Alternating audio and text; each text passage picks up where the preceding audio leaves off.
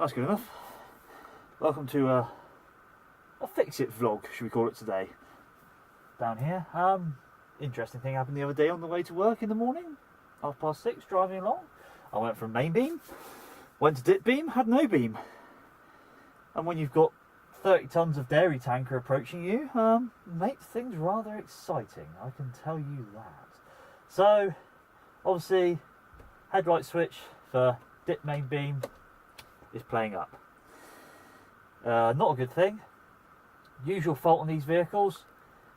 If you've got anything earlier, up to about 2012, also the main switch can play up.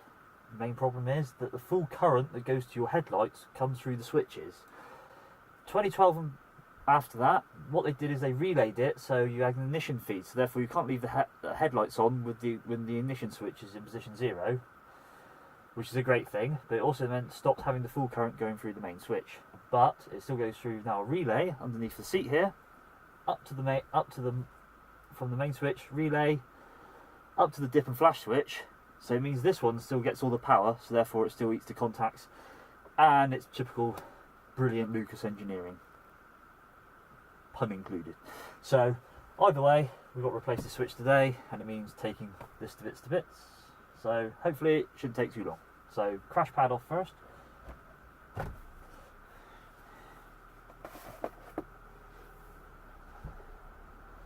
And we've got a nut to undo.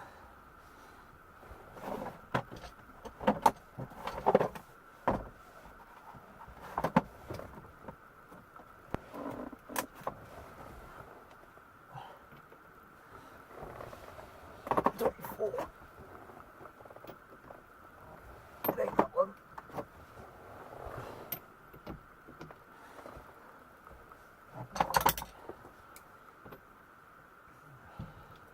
.22mm socket.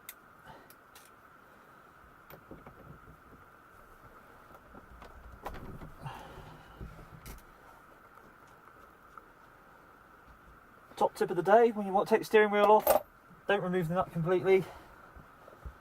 Remove it so you've got a bit of a gap there. Brace yourself against the footwell. Good hard tug. Wheel comes off, doesn't smack you in the teeth. Your dentist will thank me later.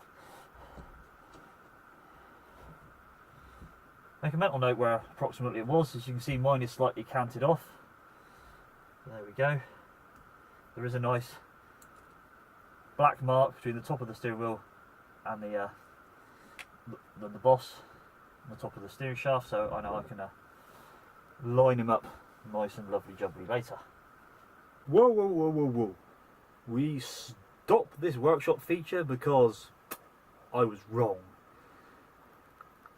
Remember the whole thing about it's the switch problem, that's what's caused my light failure? Nah, not even close. What happened was, good old Jethro saying, okay, so going on, so you usually have the usual story, wind back in time, older 90s 110s Defenders coming up to speed, master light switch used to burn out. So in 2012, Land Rover then decided to relay this switch. So therefore, it was also impossible then, so the full current wasn't going through this switch, so therefore it wouldn't burn out. But the problem is, the full current still goes through this one. That's why I replaced this switch. Now, this switch is also relay controlled, with another relay to control the relay, to make sure that you can't leave the lights on whilst the ignition's off. Fair enough, so that's good. Stops you having flattening your battery. Grand job, but unfortunately, this is where I came unstuck. Because, fast forward to the fuse box, and as you can see, this relay here in front of me is the relay which controls the relay for the main beam lighting circuit. So what it's done, this is an ignition fed relay, but also it all still carries the full force of the system. And as you can see underneath, you can see the scorch marks. Yep, this relay burnt out. Obviously high current draw or something like that has caused it to become scorched like that, and actually it burnt the relay itself out, so I've had to replace the relay as well. Not ideal, especially when you change the switch one day and drive to work and get left in the dark again. So I'll include a wiring diagram just to show you what the hell's going on, but essentially it is the case of, do check your wiring, because there is that relay there, and especially on the later Pumas there is a relay underneath the seat box here for the lighting as well. So I'd recommend you check both before you condemn your lighting switches. So that's me fighting Lucas, the Prince of Darkness. So what do you do with a vehicle that has too much current drawing the headlights and melts a relay? LED headlights. See me in my next video for what I did for the ultimate lighting upgrade. See you next time.